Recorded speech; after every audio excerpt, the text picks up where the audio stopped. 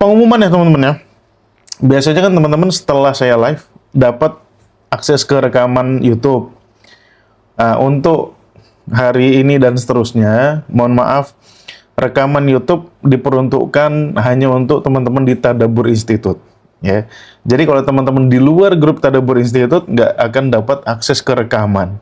Jadi silahkan ikuti live saya. Oke, nah kalau teman-teman sekarang ke YouTube-nya Tadabbur Institute cari playlistnya live kajian Qurani sudah nggak ada, sudah saya private, ya kan? Saya buat eksklusivitas buat teman-teman Tadabbur Institute yang betul-betul sungguh-sungguh ingin mempelajari Al-Quran, yang mau memperkenalkan diri, mau belajar interaktif gitu. Saya sama teman-teman Tadabbur Institute tuh kenal gitu, siapa namanya, rumahnya di mana, profesinya apa, ya kan? Kalau kita belajar nggak kenal ngapain? Gitu, sembunyi-sembunyi masuk grup WhatsApp ditanya namanya, jawab Ahmad gitu. Yo, apalagi mau ngajak debat tuh harus kenal dulu, gak bisa debat nggak kenal. Orang situ nama akunnya @abcdefg, ya masuk di grup WhatsApp ngakunya cuma Ahmad, ngajak debat gimana? Debat tuh harus kenal, Anda siapa, saya siapa, ya kan, background pendidikannya apa, kapasitas Anda apa, kapabilitas Anda apa, itu baru debat. Jadi saya tuh nggak mau debat kusir di TikTok tuh, alah, dangkal menurut saya. Kalau debat tuh harus kenal, harus level. Masa Albert Einstein debat sama lulusan SMA yang nggak selevel gitu kan? Bukan maknanya saya Albert Einstein, enggak. Tapi kalau mau debat tuh harus level. Gitu. Dan saya di situ ngasih syarat. Ya. Jadi itulah pentingnya kita berinteraksi itu saling kenal. Ya, bukan pakai akun fake. Ya. Terus komen yang enggak masuk grup ngajak debat petantang-petenteng sana sini, menginginkan pengakuan dari orang biar dibilang pintar, ngapain gitu. Tanya ibu lu kalau mau diakui pintar, Bu saya pintar nggak? Pasti jawabnya pintar gitu.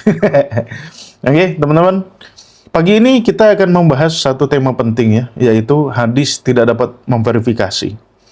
Alright.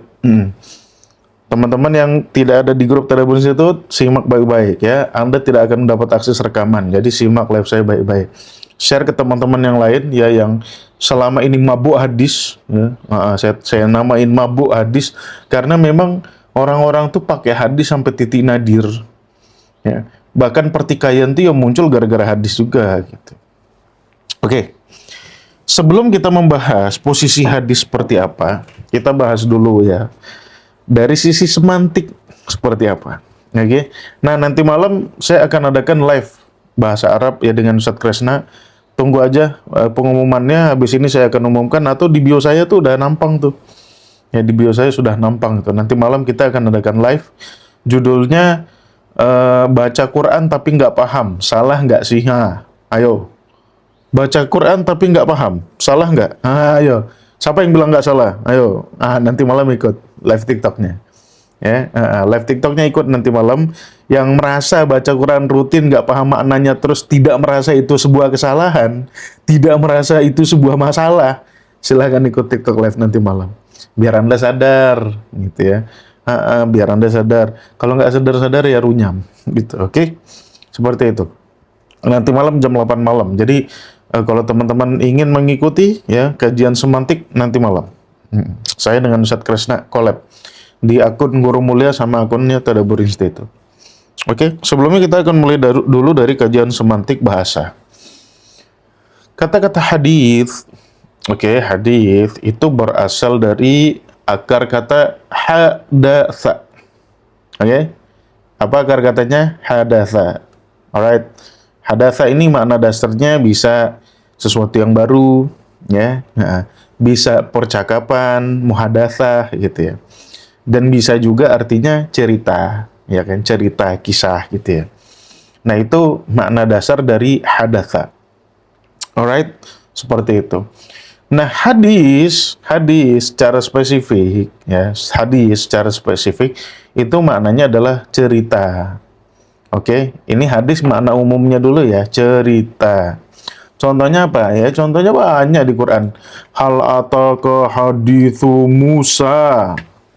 Ya, surat apa tuh? Surat Toha ayat 9. Surat An-Nazi'at ayat 15. Buka aja Qurannya, teman-teman. Ya. Hal ataka hadithu Musa.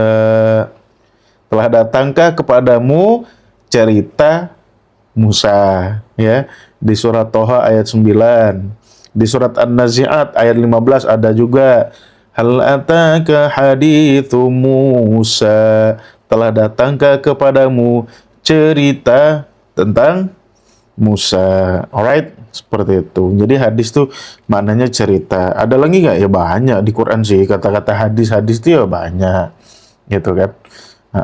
Hal ataka hadithul ghasyiyah, telah datangkah kepadamu cerita tentang hari kiamat, gitu kan. Hal ataka hadithul junud, telah datangkah kepadamu berita tentang pasukan, ya, Fir'auna wa Samud, gitu ya. Nah, itu hadis. Jadi hadis itu maknanya adalah cerita. Oke. Nah, dalam konteks percakapan harian kita yang kita jadikan sebagai sumber ajaran Islam nomor 2 setelah Al-Quran, ya, saya pakai kata-kata al-hadis, ada alif lamnya, karena alif lam itu menunjukkan spesifik, ya. Nah, al-hadis, ya, al-hadithu, saya fasih-fasihin nih biar jelas nih. Nah, apa definisi al-hadis? Al-hadis adalah cerita tentang apa? Tentang sunnahnya Rasulullah. Ya, ini dengerin baik-baik nih. Ya, yang mendewa-dewakan hadis nih ya. Hadis itu artinya cerita tentang apa? Tentang sunnah Rasulullah. Ya, ini makna hadis. Jadi hadis dan sunnah itu berbeda. Ya, ada yang mengatakan sama. Saya bilang, kok sama gitu? Ya sama lah hadis sama sunnah. Lah coba ayat hal ataka hadithu Musa diganti hal ataka sunnatu Musa. Ya enggak nyambung. Ya. Hal ataka hadithu Musa bener. Tapi kalau diganti hadisnya pakai sunnah, ya enggak nyambung. Salah makna gitu. Hal ataka sunnatu Musa. Ya enggak lah, sunnah Musa enggak bisa datang. Yang datang ceritanya gitu. Nah, apa itu sunnah? Sunnah itu dari vokal dasar sin, nun, nun. Ya, sin, nun, nun. Sin, nun, nun artinya vokal dasarnya, ya, akar katanya ini artinya apa? Artinya adalah perilaku subjektif. Itu maknanya.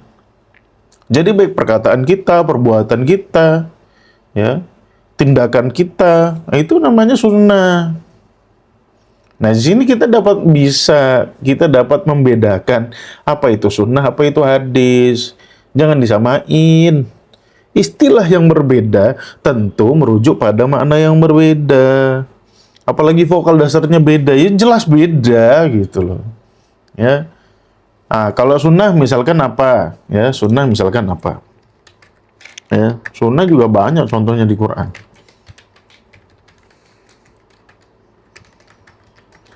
Filladzina khalau min qabl, ya. Misalkan di surat Al-Ahzab, ya, sunnatallah filladzina khalau min qabl. Apa yang dimaksud sunnatullah? Sunnatullah itu artinya subjektivitas Allah terhadap kaum-kaum sebelumnya. Ini bentar, tadi surat apa ya?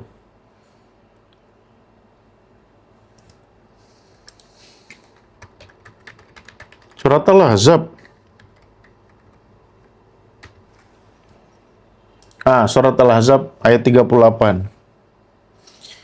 Maka na 'alan nabiyyi min harajin fima faradallahu lah.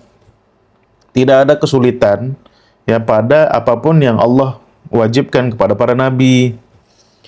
Sunnatullah fil ladzina khalau min qabl. Inilah perilaku subjektifnya Allah terhadap nabi-nabi sebelumnya, gitu.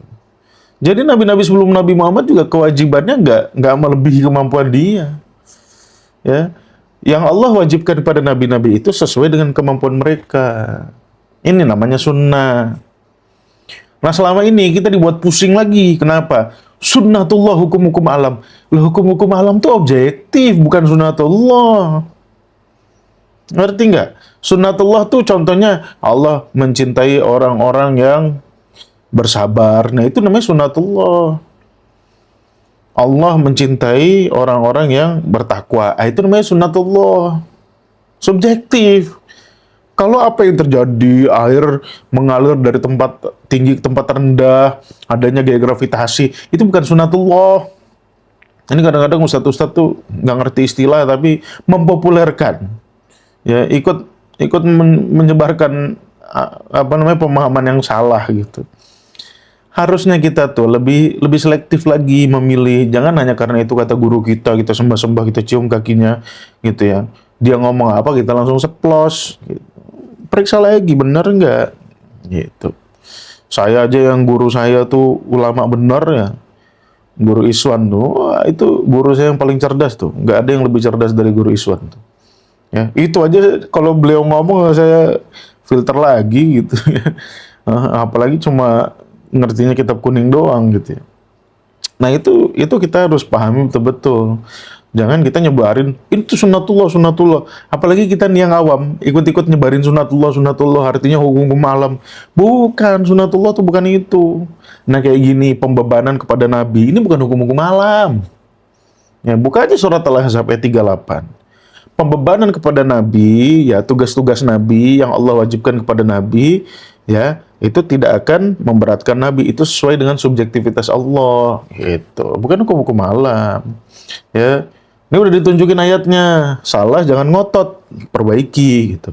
Kalau anda ngotot malah anda gak waras, ayat Quran ditentang gitu.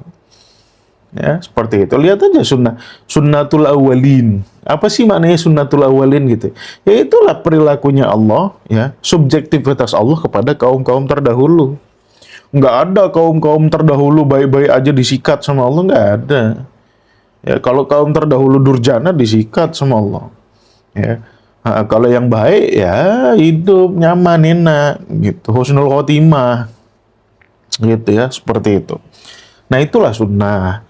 Nah, jadi sunnah itu merujuk kepada ya as-sunnah pakai alif lam itu merujuk kepada subjektivitas Nabi gitu kan.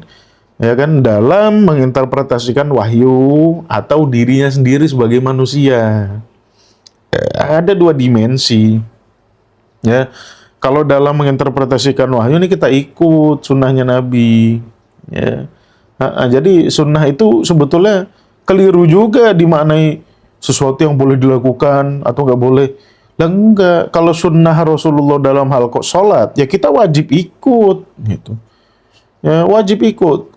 Gerakan sholat itu sunnahnya Rasul, kita wajib ikut. Bacaan sholat itu ya sunnahnya Rasul, itu sunnah yang wajib kita ikuti. Jadi bukan maknanya sunnah langsung jadi nggak wajib, gitu. Tetapi kalau Rasul melihara jenggot, ya kan? Kalau Rasul dulunya berdagang, nah itu sudah yang kau boleh ikut, kau boleh enggak, ya. Kalau nggak punya jenggot, yang nggak bakat, nggak usah digayain cuma sebiji dua biji ditumbuhin panjang malah jadi nggak enak kelihatannya. Ya, kalau punya bakat jenggot panjang sih nggak apa-apa, gitu. Ya, nah jadi sunnah pun ada dua dimensi, dimensi yang mana? Dimensi yang wahyu kita wajib ikut atau dimensi di luar wahyu. Ya, seperti itu. Oke. Nah, itu sunnah. Oke. Nah, jadi kan di sini kita dapat membedakan nih, mana hadis, mana sunnah. Alright. Sunnah itu melekat dalam diri Nabi, perkataannya, perbuatannya, ketetapannya, melekat pada diri Nabi dan berakhir setelah Nabi wafat. Itu sunnah. Ya, berakhir setelah Nabi wafat. Ya nabinya wafat, ya perilakunya, tindakannya, keputusannya ya selesai juga. Ya. Nah, setelah Nabi meninggal, sunnah-sunnah Nabi ini diceritakan sama orang-orang. Ibarat saya ketemu bapak saya, ya, sampai bapak saya meninggal dunia kemarin, ya berhentilah sunnah bapak saya. Habis itu saya menceritakan bapak saya ke orang-orang. Ini namanya hadis, bukan sunnah. Saya menceritakan bapak saya tuh, ya, kalau sarapan nggak pernah makan nasi dia. Dia sarapan itu paling makannya ubi rebus, ya paling makannya jagung rebus. Nah itu sunnah bapak saya. gitu.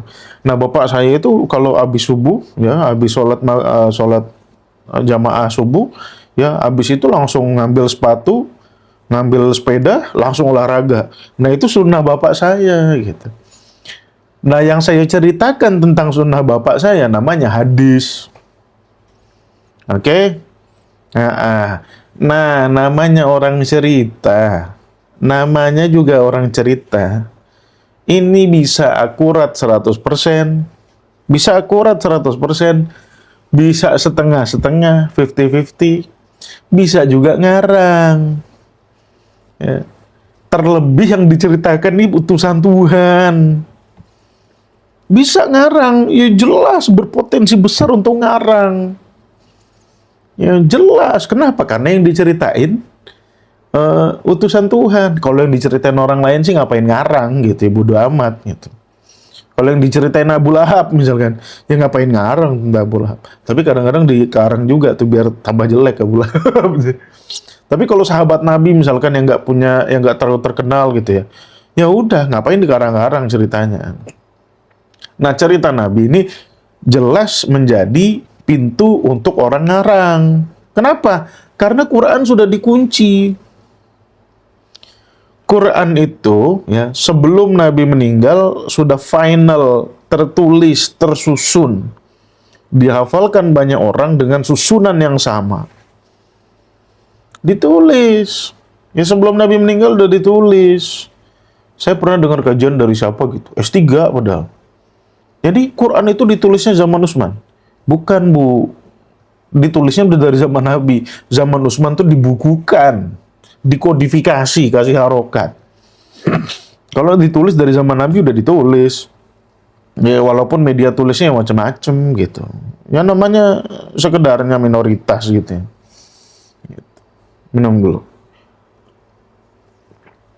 Nah, karena Al-Quran sudah dikunci, ya verified by Nabi, ya dihafalin oleh terlalu banyak orang, redundant, nggak mungkin orang malsukan. Udah gitu susunan Quran tuh yang nggak mungkin dipalsukan juga. Terlalu sulit susunan Al-Quran tuh dipalsuin tuh. Iyalah buatan Tuhan. Nah, dari mana kita bisa malsuin? Bukan kita ya. Dari mana orang-orang terdahulu bisa malsuin? Pintu paling idealnya tuh hadis. Ya. Mereka tinggal ngatakan sesuatu dari Nabi, enak aja dia. Kenapa? Nabinya udah meninggal. Enak aja ngomong dia. Gitu. Bisa ngomong apa aja dia. Kenapa? Karena Nabinya udah meninggal. Ya kan? Kalau ditanya sumpah nggak lu dari Nabi? Ya sumpah, tinggal bilang sumpah. Lihat aja pejabat kita. Sumpah di bawah kitab suci, besoknya korupsi juga. Jadi jangan terlalu husnuzon sama manusia. Ya. Kalau bukan utusan Tuhan, ya Anda baiknya ihtiyat, ya, ihtiyaton, mengambil tindakan preventif daripada Anda mengkultuskan. Dan itulah sikap para penulis hadis di awal-awal gitu. Sikap para penulis hadis di awal-awal, ya termasuk Imam Malik, ya itu termasuk para penulis hadis pertama, kitabnya namanya Muwatta, ya. Nah, orang-orang yang menulis hadis pertama kali itu skeptisnya luar biasa. Mereka berani ngoleksi, tapi mereka nggak berani mengakuin keabsahannya. Berani, Imam Malik berani ngoleksi banyak-banyak. Takut-takut apa? Takut-takut di dalam yang banyak itu ada yang terlewat itu dari Nabi. Makanya sebagai kolektor hadis dia kumpulin semua. Tetapi yang dijamin keabsahannya dari Nabi, nggak ada yang bisa jamin. Ya? Bahkan sekelas Bukhari, Muslim itu hanya mengklaim hadisnya sebagai sahih. Itu yang udah paling tinggi itu. Sahih. Nggak ada ulama hadis berani mengklaim ini hadis hak. Nggak mungkin gitu. Ya, kalau Quran cerita-ceritanya itu hak. Ya, contohnya cerita Ashabul Kahfi, ya kan kemarin kita baru habis bahas. Ya, itu Allah katakan itu ceritanya hak. Ya. Nah, di surat Al-Kahfi ayat 13. Nahnu nakussu 'alaika naba'ahum bil haq. Nah, kalau ceritanya Ashabul Kahfi, yang Allah cantumkan dalam Al-Quran sifatnya hak, kebenarannya mutlak, absolut. Ya, Imam Bukhari, Imam Muslim tidak sekurang ajar itu mengklaim karyanya dibilang hak itu nggak mungkin. Ya, Imam Bukhari sama Imam Muslim ya punya perasaan, nggak mungkin dia klaim itu sebagai hak. Udahlah, kita klaim aja sebagai sahih. Ya, apa itu sahih? Sahih itu yang penting, yang menurut mereka ideal, subjektif. Hadis sahih itu subjektif, nggak ada hadis sahih objektif tuh nggak ada. Yang ini kayak miring, bentar ya teman-teman. Ya, nggak ada hadis sahih objektif tuh nggak ada. Hadis sahih itu semuanya subjektif. Ya, sahih menurut siapa? Menurut Bukhari. Sahih menurut siapa? Menurut Muslim. Itu namanya hadis sahih. Gitu. Ya. Jadi ini loh hadis gitu loh. Sehingga hadis ini ya, karena tidak ada verifikasi dari Nabi, ya jelas itu ya. Itu kan diceritakan setelah Nabi meninggal, ditulis 100 tahun setelah Nabi wafat. Oke. Hadis ini karena nggak ada verifikasinya dari sumber, yaitu Nabi, ya, dan tidak ada majelis manapun yang berhak untuk menentukan mana hadis yang diterima, mana yang tidak, karena masing-masing nulis sendiri. Persis kayak Bible, Pak. Ya, persis kayak Bible. Apa namanya? Matius nulis sendiri, Markus nulis sendiri, Yohanes nulis sendiri. Ya. Cuman mereka ada konsili, disepakati. Hadis apa? Bible, Injil-Injil kayak Barnabas ditolak. Banyak yang ditolak. Yang diterima kan cuma dari surat Paulus, ya, Matius, Markus, Lukas, Yohanes. Gitu. Nah, yang ditolak banyak, yang dibakar banyak gitu. Nah, umat Islam nggak berani bakar hadis gitu.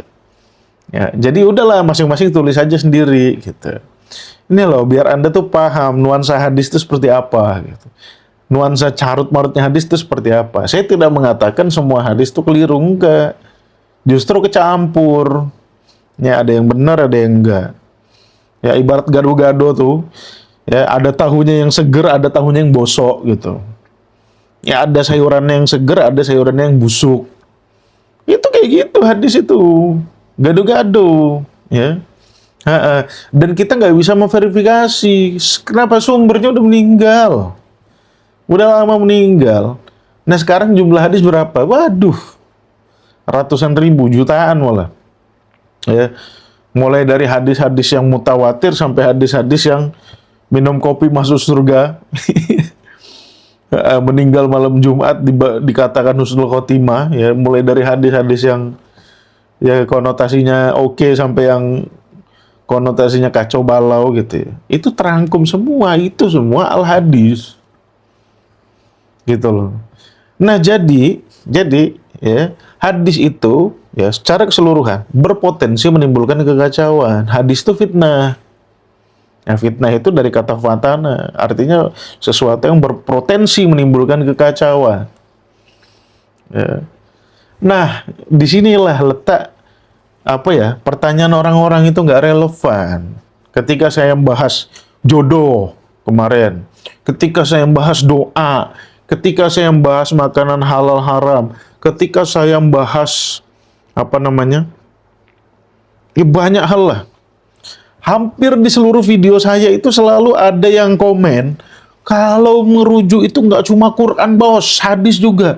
Loh, yang saya lakukan di konten-konten saya itu verifikasi. Terhadap apa? Terhadap simpang siur pendapat. Baik dari pendapat hadis, ataupun pendapat ulama, ataupun pendapat mayoritas umat Islam. Ini berantem. Itu saya memverifikasi, mengakurkan yang berantem ini menggunakan argumen Qur'ani gitu loh.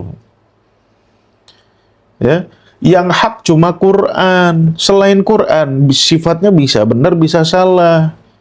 Ya kan?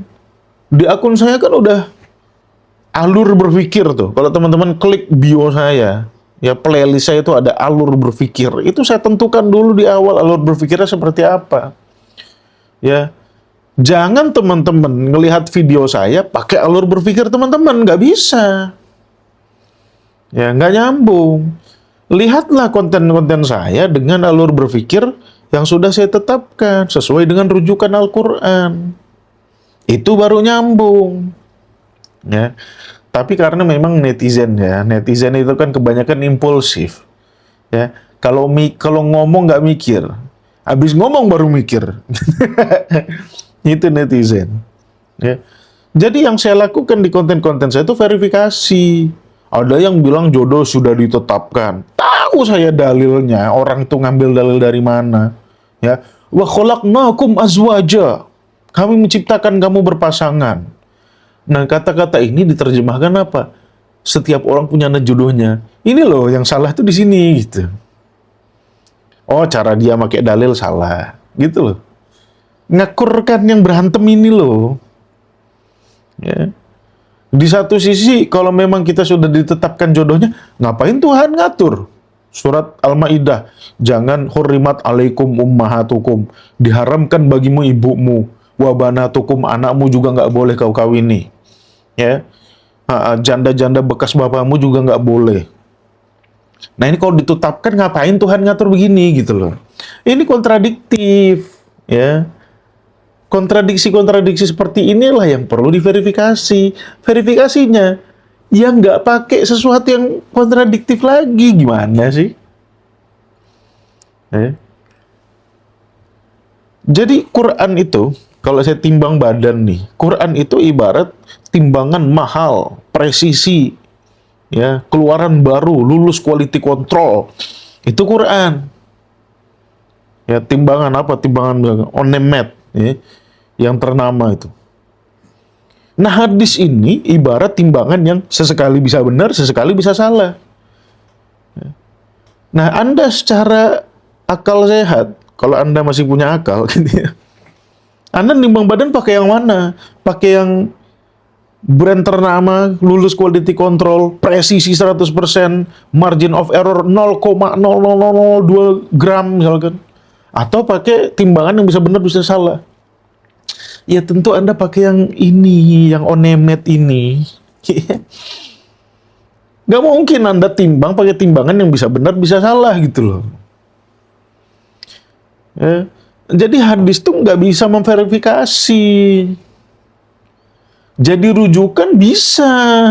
Bisa jadi rujukan. Contoh, saya ingin bahas, ya, aturan dalam pernikahan tuh gimana sih? Atau lebih spesifiknya siapa aja sih yang boleh kita nikahi? Bagaimana sih kriterianya kita mencari jodoh? Itu Quran bilang, jangan incest. Jangan mencari jodoh atau nikah ya yang darahnya dekat. Nanti potensinya cacat. Nah, kan ada potensi cacat keturunannya. Yang kedua, jangan nikahi musyrik. Ya, jangan nikahi musyrik. Yang ketiga, kalau nikah jangan banyak-banyak, maksimal 4. Nah, yang selanjutnya, kalau cerai ya boleh, gitu. Tapi lakukan dengan cara-cara yang baik. Oke? Nah, Quran tetapkan aturan kayak gini. Kalau mau cari rujukan dari hadis, boleh, tapi cari yang sejalan sama ini, gitu loh. Quran ini kan relatif. Quran mengatakan jodohmu itu relatif, makanya aku atur kayak gini, gitu loh. Jodohmu bukan absolut, bukan kau jodoh sama ini, kau jodoh sama itu, enggak. Jodohmu tuh relatif. Oleh sebab itu aku tentukan aturannya begini, begini, begini, begini, sehingga kau milihnya benar. Ya. Nah, ketika kita ingin mencari rujukan dari hadis, ya, carilah yang sejalan sama ini, yang sinkron sama ini tadi. Contohnya apa? Rasul suruh cari pasangan yang satu kufu, ya, satu kapasitas, satu kapabilitas, baik secara ekonomi, baik secara intelektualitas. Ya. Jangan kau lulusan S3 profesor nikah sama lulusan SD, nggak nyambung. Pasti nggak nyambung. Ya. Yang profesor terbiasa pakai satir, pakai sarkas untuk memperingatkan, ya. Yang lulusan SD disarkasin nggak ngerti-ngerti, ya pasti nggak nyambung itu, soalnya nggak sekufu. Nah, hadis-hadis gini boleh jadikan rujukan, ya. Atau hadis lain misalkan, Perempuan dinikahi karena 4, ya kan? Li jamaliha, karena kecantikannya, lima liha, li nasabiha, walidiniha. Kecantikannya, nasabnya, hartanya, dan yang terutama adalah keyakinannya. Nah, ini sejalan sama Quran. Quran suruh milih, ya. Carilah hadis-hadis yang sesuai dengan premis Qurannya, relatif. Jangan hadis datang tiba-tiba, kau sudah ditetapkan ini dipercaya. Lah ini nggak sejalan sama Quran gitu. Hadis-hadis yang nggak sinkron sama Quran buang. Nggak usah peduliin siapa yang produksi.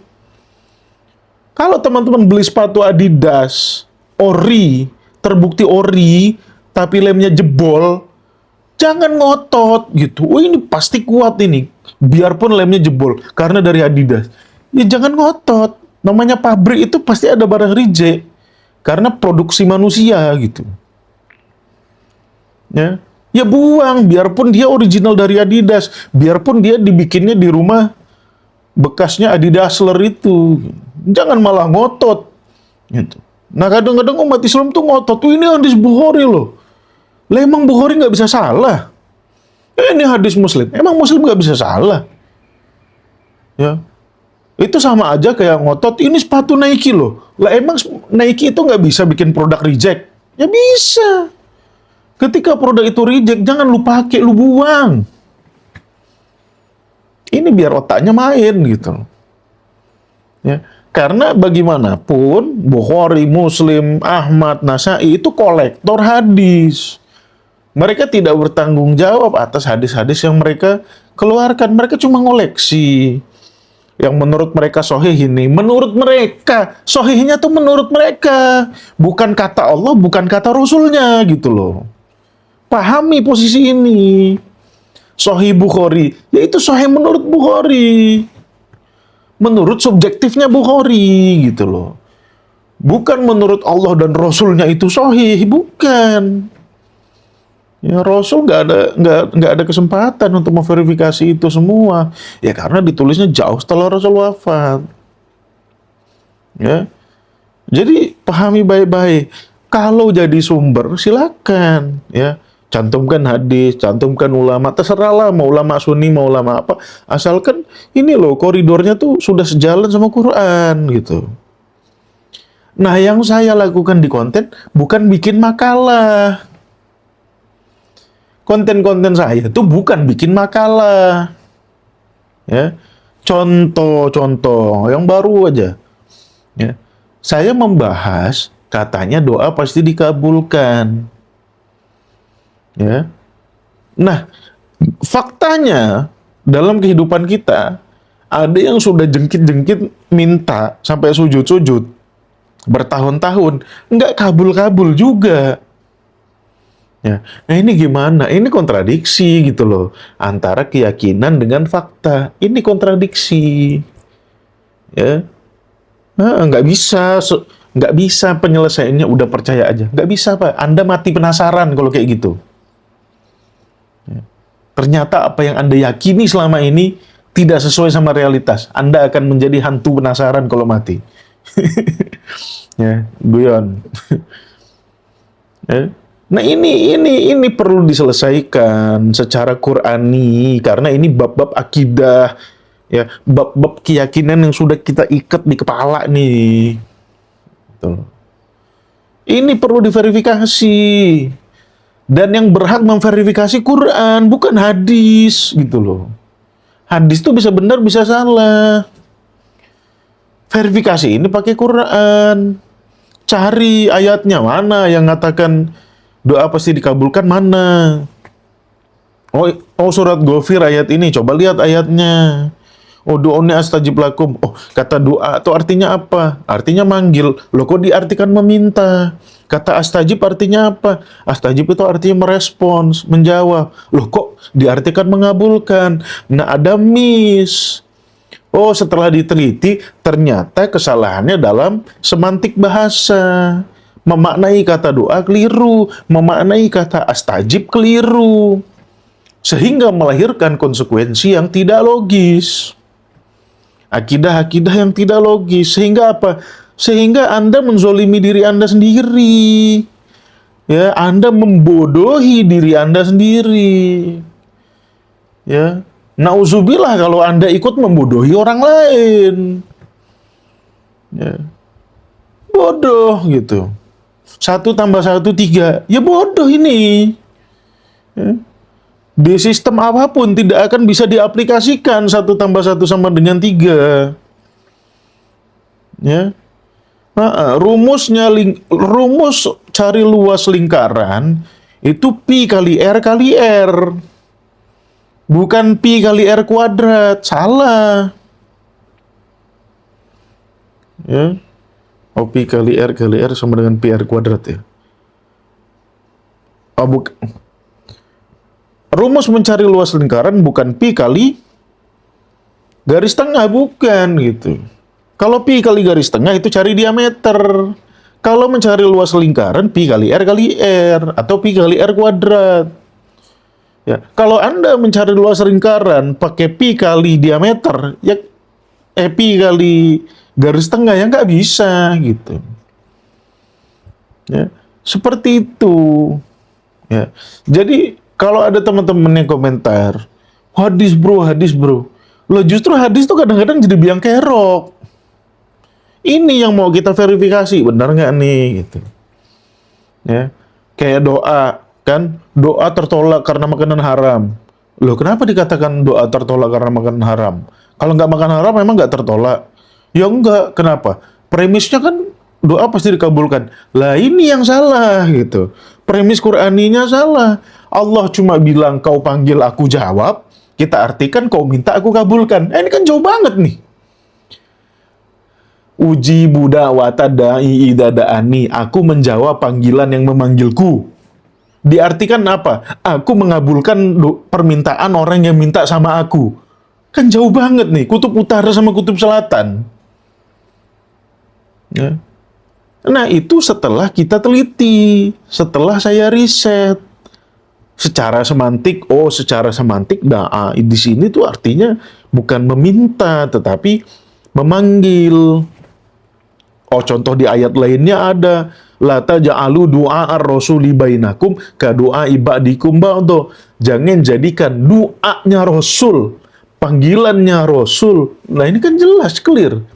Sebagaimana kalian memanggil di antara kalian. Oh, kalau ngelihat ayat lain, memang doa itu artinya cuma manggil, bukan minta, gitu. Ini yang diverifikasi, pakai ayat-ayat Al-Quran, pakai argumen-argumen Qur'ani. Biar jelas, biar sinkron antara apa yang kita yakini, ajaran-ajaran yang kita ekstrak dari Al-Quran dengan realitas kehidupan kita. Karena harus sinkron, kalau Tuhan Maha Benar nih harus sinkron gitu. Kecuali teman-teman bilang Tuhan tidak Maha Benar.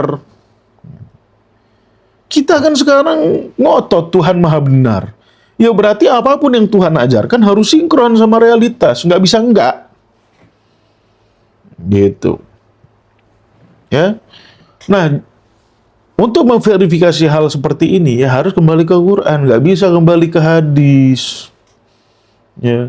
Nggak bisa kita berargumen, ya makanan haram, makanan ini dapat menolak rezeki. Lah memang yang janji ngabulkan siapa? Kan nggak ada yang janji ngabulkan. Tuhan nggak janji ngabulkan. Permintaan Nabi aja banyak yang tidak dikabulkan. Permintaan itu baik-baik loh. Anak Nuh minta diselamatkan, nggak mau. Allah, amal guru soleh kata Allah.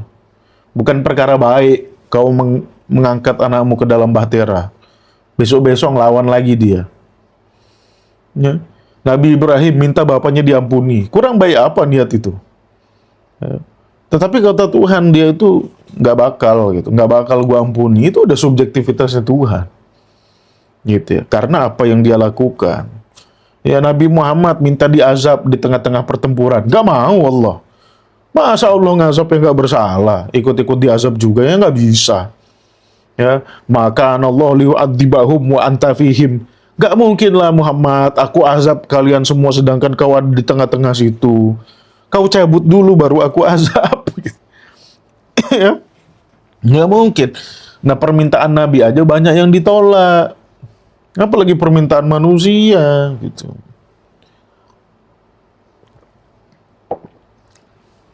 Nah, itu memverifikasi hadis. Hadis jadi biang keroknya dalam hal itu, gitu loh. Ya, jadi hadis itu tidak semuanya benar, ada yang benar, ada yang salah. Hadis-hadis yang keliru, yang menimbulkan kontradiksi, terutama dengan realitas kehidupan kita, perlu diverifikasi sama Al-Quran. Ya. Makanya saya dalam bikin konten nggak pernah verifikasi pakai hadis. Kalau saya verifikasi pakai hadis, itu namanya saya gap. Ya, gap saya. Tahu lah gap gitu. Kalau saya memverifikasi itu pakai hadis, saya gap pangkat 3 gitu. Ya. Namanya verifikasi itu harus pakai hal-hal yang undisputed. Contoh aja lah kayak Google. Ya. Saya mau login email, dia harus ngirim teks ke nomor WhatsApp saya. Ya. Itu verifikasinya Google. Harus kepada sesuatu yang undisputed. Tahu undisputed nggak? Nggak bisa diragukan lagi. Ya. Nah, kita di dalam dunia ini yang tidak mungkin kita ragukan tuh Allah. Bekasnya Al-Quran, Rasulnya pada sosoknya, bukan pada cerita orang tentang Nabi. Beda lagi. Sosok Nabi dengan cerita orang tentang Nabi, ini dua hal yang berbeda. Jangan disamain. Kadang-kadang kita nyamain. Orang cerita tentang Nabi, kita samain derajatnya sama perkataan Nabi. Lo beda. Gimana sih? Ya. Makanya kita jadi umat Islam nih, ya, apalagi di era modern seperti ini, kalau yang lalu-lalu udah pada meninggal juga, gitu loh. Nah, kita di era modern seperti ini nih, untuk memahami Al-Quran dengan sempurna, untuk dapat memverifikasi akidah kita, sehingga terjadi yang namanya koherensi antara akidah, nggak ada lagi yang bertentangan. Anda harus paham banyak ilmu pendukungnya. Anda harus paham semiotika, Anda harus paham teori-teori komunikasi, ya. Anda harus paham linguistik, Anda harus paham semantik, gitu. Itu baru kita bisa membangun akidah yang koheren. Ya. Saya bahas kayak gini, Anda semiotika nggak ngerti, linguistik nggak ngerti, teori komunikasi nggak ngerti. Loh, Quran itu komunikasi dari Allah buat kita. Kok kita nggak ngerti teori komunikasi gitu loh? Ya kan harusnya kita ngerti teori komunikasi seperti apa. Ya, ilmu komunikasi seperti apa. Quran itu bentuknya bahasa Arab. Kita harus paham ilmu linguistik. Ya. Kita harus paham ilmu semiotika. Karena Al-Quran itu tanda. Bahasa itu salah satu bentuk tanda. Ya. Salah satu bentuk tanda dalam bentuk lambang. Gitu, simbol. Nah, sedangkan hari ini saya ngomong kayak gini-gini, umat Islam semiotika nggak paham, komunikasi nggak paham, linguistik nggak paham, pahamnya cuma nahu sorob. Nahu sorob tuh bagian kecil aja. Yang terpenting itu ya aspek-aspek ini, aspek semiotika, aspek linguistik, aspek komunikasi. Ya. Semantik paling penting sekali. Ya, ada makna diakronik, ada makna pankronik, ada makna sinkronik. Ya. Dan Anda nggak paham sama sekali, ini masalahnya loh. Kadang-kadang bukan hanya awam, ustadz-ustadznya pun nggak paham. Buat apa belajar tinggi-tinggi? Loh, Quran ini berat. Sanulqi alaika qaulan sakila. Nggak main-main Tuhan. Kalau kau punya otak, lebih baik kau manfaatkan otakmu. Ya, kalau IQ-mu di atas 100, 130, manfaatkan itu untuk membedah Al-Quran yang notabene kaulan sakila gitu. Berat, Quran ini berat. Ya. Kalau IQ-mu di bawah 100, cuma 80, oke lah. Tuhan tidak membebankan dirimu. Tetapi kalau otakmu canggih, ya jangan kau gunakan justru untuk mengkebiri makna Al-Quran, ya jangan. Gitu. Ya. Tetapi alih-alih untuk mempelajari seperti ini, umat Islam kan memilih jalur lain. Ya. Persepsinya kepada Al-Quran jalurnya jalur lain. Apa? Jalur apa yang ditempuh umat Islam? Ya umat Islam cuma ganti tradisi masyarakat primitif. Masyarakat primitif tuh, ya kerjaannya baca mantra. Kalau mau terkabul apa permintaan itu baca mantra. Itulah nasib Al-Quran sekarang di tangan umat Islam. One day one juice. Itu pola pikirnya mantra. Masyarakat primitif, masyarakat purba itu. Nggak punya ilmu pengetahuan. Ya. Primitif. Pagi satu lembar, siang satu lembar, malam satu lembar. Ditanya paham nggak? Enggak. Atau minimalnya, kau baca nggak terjemahannya? Kagak. Lah terus ngapa gitu? Biar dapat pahala. Lah sama, perilakumu sama-sama masyarakat purba itu sama. Sama-sama primitif. Tuhan ngasih petunjuk biar kau paham, biar kau ngerti, biar kau tahu arah hidupmu kemana. Kau cuma jadikan macam mantra itu. Aku baca aja, kau nggak paham nggak apa-apa. Bel gombal gombel, ketepruk, prok prok prok gitu. Simsalabim jadi apa, prok prok prok. Ya, itu nasib Quran tuh jadi kayak apa mantranya Pak Tarno. Simsalabim jadi apa, prok prok prok gitu kan. Mau rezeki lancar, prok prok prok baca surat Ar-Rahman. Itu aja. Mau mancing dapat ikan, baca surat Al-Waqiah 14 kali. Ya itu nasib Quran tuh. Mau bisa ngomong sama semut, ngusir semut jangan pakai baygon. Ya pakai doanya Nabi Sulaiman biar bisa ngomong sama semut. Itulah nasibnya Al-Quran hari ini di tangan umat Islam. Makanya umat Islam rata-rata ya lemah-lemah, yang ngomong bukan saya, Pak Abdul Qadir Auda. Al-Islam baina ajzi baina dha'fi abnaihi wa baina jahli abnaihi wa ajzi ulamaihi, kata Abdul Qadir Auda. Islam nih anak-anaknya bodoh, orang tuanya oon. Bahasa gampangnya gitulah. Kenapa? Ya itulah, dikasih petunjuk jadiin mantra. Gimana sih? Disuruh pegang teguh sama Al-Quran, enggak, maunya dengar kata orang. Kata orang begini loh, kata orang begini, enggak mau. Lah kan Quran udah bilang, tundukkan sama Quran. Jangan orang lain ngomong, Quran ngomong A, dia ngomong minus A, kau terima. Gimana sih? Gitu. Ya. Ini kau nih tunduk gak sih sama Al-Quran sebetulnya gitu loh. Itu yang saya pertanyakan, umat Islam nih dikasih Quran, nolak habis-habisan. Kenapa? Karena gurunya ngomong lain gitu. Ya. Tetapi, kalau gurunya udah ngomong ini, ya Quran ngomong lain, ditolak Qurannya. Karena gurunya ngomong yang lain. Itulah gilanya gitu. Ya. Quran nyuruh apa? Kalau gurumu bilang apa, ya, itu bertentangan sama Al-Quran, jangan kau ikut. Itu kata Quran. Ya. Kau milih lain. Jadi Anda ini sebetulnya Islam jalan lain gitu, bukan jalan Quran. Jalan mana yang Anda tempuh nih sebetulnya? Quran suruh belok kanan, ada belok kiri. Allah turunkan Quran sebagai petunjuk, kau jadikan mantra. Gitu loh. Nilai informasinya 0. Baca bolak-balik, saldo pahala. Nah, padahal perilakunya cuma kayak gitu. Tapi dalam otaknya apa? Hidupku sudah dekat sama Al-Quran. Alah, kacau gitu. Kacau gitu. Anda baca satu ayat, paham informasi Tuhan apa, habis itu Anda jadikan prinsip, itu jauh lebih baik daripada Anda baca satu lembar bolak-balik nggak ngerti artinya gitu. Ya. Nilai informasinya 0 kalau Anda melakukan itu. Ya. Nah, jadi ini yang saya lakukan di channel saya, nyadarkan Anda, hey, Quran petunjuk, bukan buku mantra. Hai, tunduklah sama Al-Quran. Sama selain Al-Quran, ya, kau boleh tunduk, boleh enggak. Kau boleh tunduk sama selain Al-Quran, manakala tidak bertentangan sama Al-Quran. Ya, itu boleh tunduk, gitu.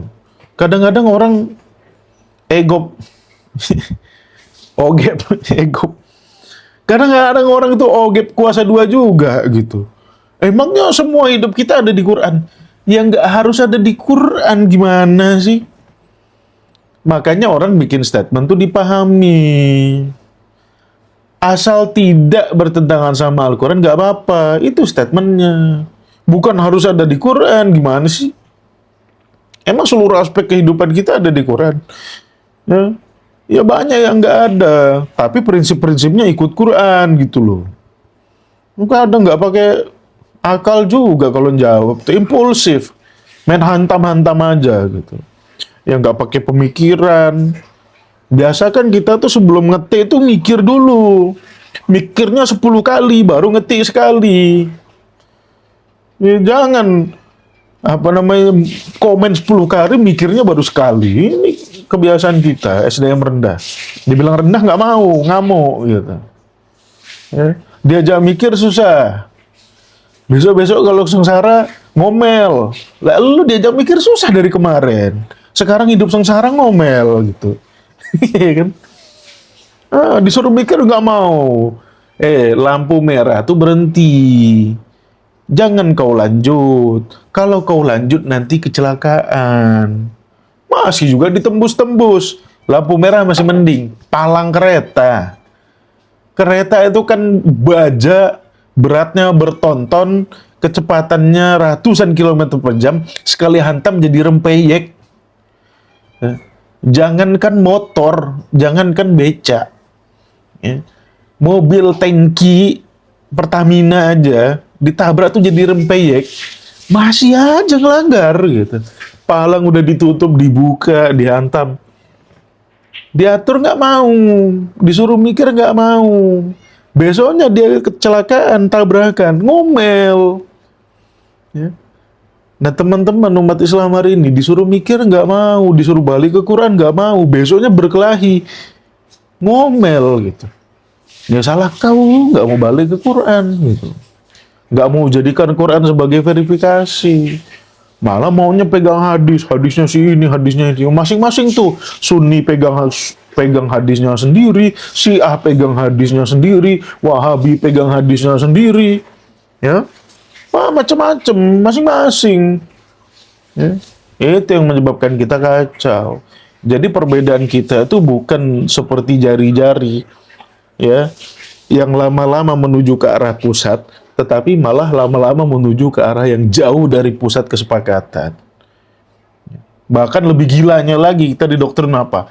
Ikhtilaf ummati rahmatun. Pertentangan antar umat adalah rahmat.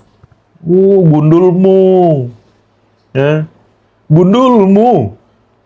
Di mana-mana satu komunitas, satu populasi masyarakat, kalau nggak ada kesepakatan, itu kacau. Itu tuh gak usah beragama mikir kayak gini nih. Yang ateis juga udah paham kayak gini nih. Ya. Kalau nggak ada konsensus, kita kacau. Masa orang bisa beda pendapat? Ini lampu merah. Ini kalau di Jawa nih artinya lanjut. Oh enggak, di Sumatera lampu merah. Ya nggak bisa gitu. Harus berlaku konsensus gitu loh. Nah, untuk hal-hal yang sepele kayak gini aja, yang sudah disadari masyarakat modern, ustadz-ustadz tuh masih dengan gampangnya bilang ikhtilaf ummati rahmatun. Mana? Ya ngarang aja kau. Gitu. Ikhtilaf membawa kehancuran, gitu loh. Jangan ikhtilaf dibilang rahmat. Quran bilang la takunu kalladzina tafarraqu wakhtalafu. Jangan kau berpecah belah. Jangan kau bilang A, yang satu bilang minus A, jangan. Ya, makanya biar kita nggak ikhtilaf. Balik lagi, verifikasi pakai Quran. Jangan pakai hadis, verifikasi. Ya. Nimbang itu pakai timbangan yang pasti benar. Jangan pakai timbangan yang bisa benar, bisa salah. Ya, itu logikanya. Ya, mudah-mudahan Anda paham. Udah jam 6. Ya, setelah ini Anda ingin beraktivitas, silakan. Oke? Jadi itu pembahasan terkait banyak pertanyaan teman-teman di kolom komentar ya. Jadi standpoint saya bikin konten itu pengen memverifikasi ya pertentangan-pertentangan antar hadis, antar perkataan umat Islam, antar siapapun. Pertentangan ini kita selesaikan pakai apa? Pakai Quran. Argumennya semuanya Qurani. Ya. Kecuali teman-teman pengen membahas sesuatu apa ya silahkan gitu, cari rujukan, itu konteksnya rujukan bukan verifikasi. Kalau verifikasi harus pakai yang hak, nggak bisa nggak pakai yang hak. Oke, itu aja teman-teman, makasih banyak, mudah-mudahan jadi pembelajaran bagi kita semua. Nanti malam saya akan live ya dengan tema baca Quran nggak paham maknanya, salah apa enggak. Yo. Ya. Nanti malam jam 8. Ya, saya dengan Ustadz Kresna kita akan membahas tentang kajian semantik Al-Qur'an, ya. Kajian perspektif Al-Qur'an. Kita baca Quran rutin, terus nggak paham maknanya itu salah apa enggak. Ya. Selama ini kita nyaman aja. Kenapa? Karena nggak ada yang pernah mengklaim salah gitu. Nyaman aja. Dan paradigma kita nggak mau berubah. Cara berpikir kita terhadap Al-Quran nggak mau berubah. Kenapa? Karena nggak ada yang pernah nyalahkan. Nanti malam saya akan buktikan itu salah. Ya, silakan datang nanti malam teman-teman live di jam 8 malam. Ya di akun saya, di Guru Mulia. Yang belum follow, follow aja. Nah, kita baca Al-Quran, nggak paham maknanya, salah atau tidak. Tunggu nanti malam jam 8. Kita akan bahas secara argumen Quran nih. Wabillahi taufiq wal hidayah. Assalamualaikum warahmatullahi wabarakatuh. Dah.